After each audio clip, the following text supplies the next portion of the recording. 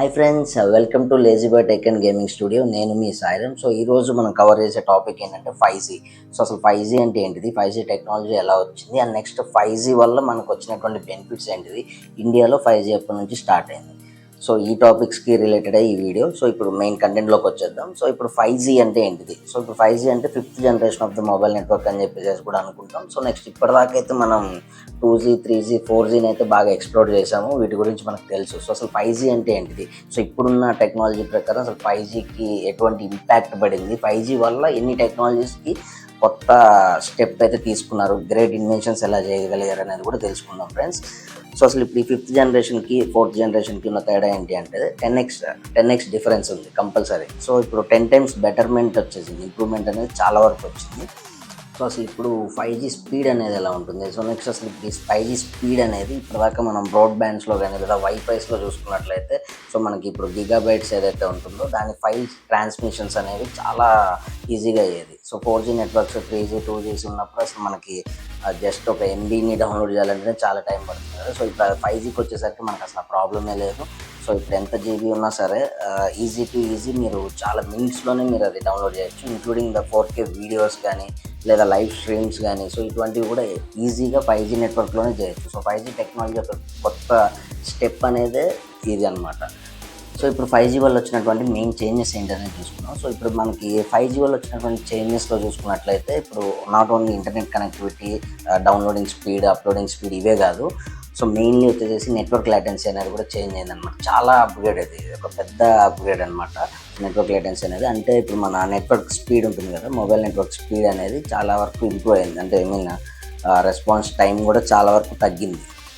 So ఇది తగ్గడం వల్ల వచ్చిన యూజెస్ ఏంటంటే ఇప్పుడు మనకి వీడియో కాల్స్ కానీ లేకపోతే గేమ్స్ ఆడినా కూడా సో ఇవన్నీ చాలా వరకు స్మూత్గా వెళ్ళిపోతుంది అన్నమాట. ఇప్పుడు 5G యొక్క బెనిఫిట్స్ ఏంటనేది తెలుసుకుందాం. సో ఇప్పుడు 5G బెనిఫిట్స్ వచ్చేసి స్మార్ట్ సిటీస్ అంటారు అనమాట. ఇప్పుడు స్మార్ట్ సిటీస్ అంటే హై కనెక్టివిటీ ఇంటర్నెట్ ప్రొవైడ్ చేయడం ఒకటి, నెక్స్ట్ లో లేటెన్సీ బాగా ఉండటం. సో ఇటువంటివన్నిటిని కూడా స్మార్ట్ సిటీస్ లాగా అని చెప్పేసి అయితే అనుకుంటాము. And next artificial intelligence.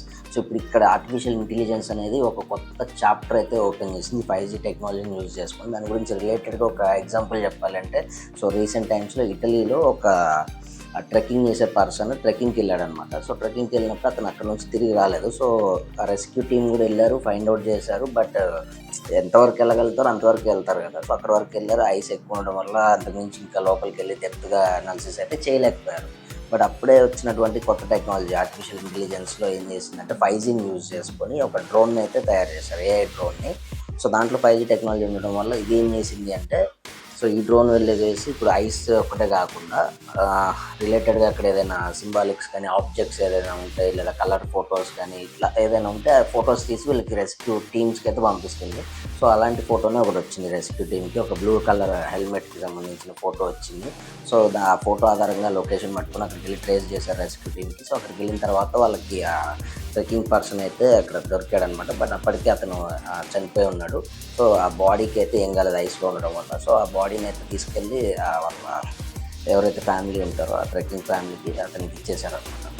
So ఈ టైప్ ఆఫ్ దీనికి సంబంధించేసి ఈ టెక్నాలజీ పరంగా కూడా AI అనేది ఈ రకంగా కూడా 5Gని అప్గ్రేడ్ చేసుకొని ముందుకు వచ్చింది.